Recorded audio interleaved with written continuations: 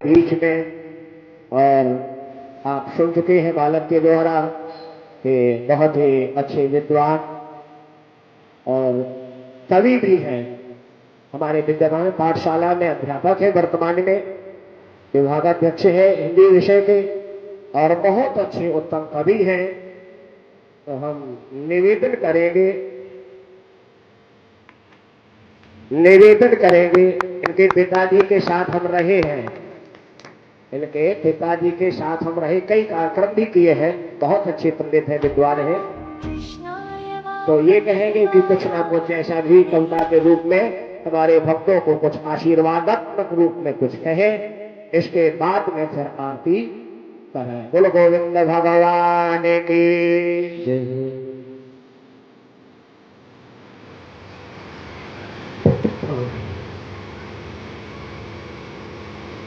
भगवान फूल भवन के पावन चरणों में नमन करता हूँ।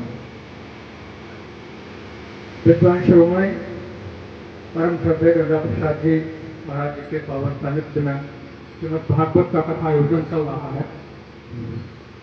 निश्चित रूप से हम लोग बहुत कृतज्ञ हैं, अभिभूत हैं कि ऐसे परम विद्वान के पावन सानिध्य में भागवत जी का हम लोग श्रवण कर रहे हैं। आज जब हम कथाएं सुनते हैं तो म्यूजिक के माध्यम से, अन्य कथाओं के क्षेपों के माध्यम से हम लोगों को आकर्षित करने का प्रयास किया जा रहा है। मुझे बहुत थोड़ा सा समय आज सुनने का अवसर मिला,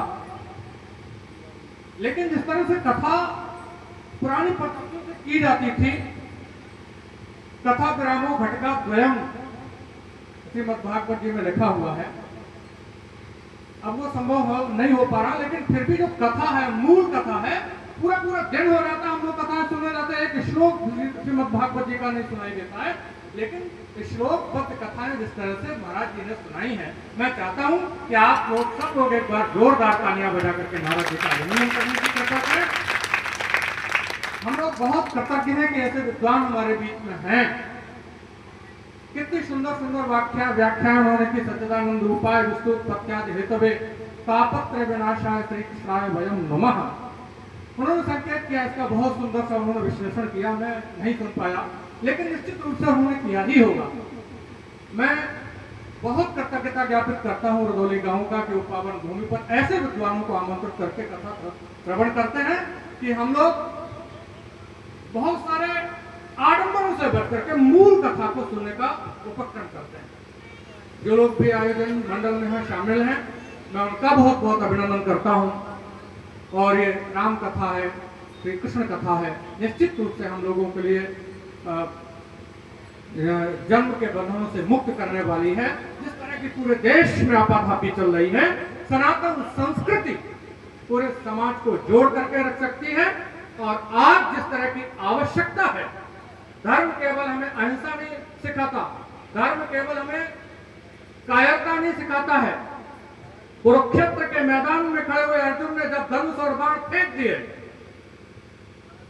और उन्होंने कहा कि मेरे अपने लोग खड़े हैं, देश में जो अपने सांप खड़े हुए आस्तीन के सांप है, उनके संदर्भ में अगर मैं कहूं तो श्रीमद् भगवत गीता का वो प्रसंग निश्चित रूप से आप लोगों को प्रेरणा देगा कि अर्जुन ने धनुष और बाण फेंक दिए और उन्होंने कहा कि कार्पण 200 पत स्वभाव प्रक्षाम ताम धर्म सम्मूढ़ चेता यक्षरास्त्याम निश्चितम ब्रूतम में शिष्यस्त्यहम साजमाम ताम प्रकन्नम। हे प्रभु, मैं कायरता के दोष से उपात हो गया हूं। ये अपने लोग हैं, ये तो अपराधी है, पापी है, लेकिन मैं इनको मारना नहीं चाहता हूं।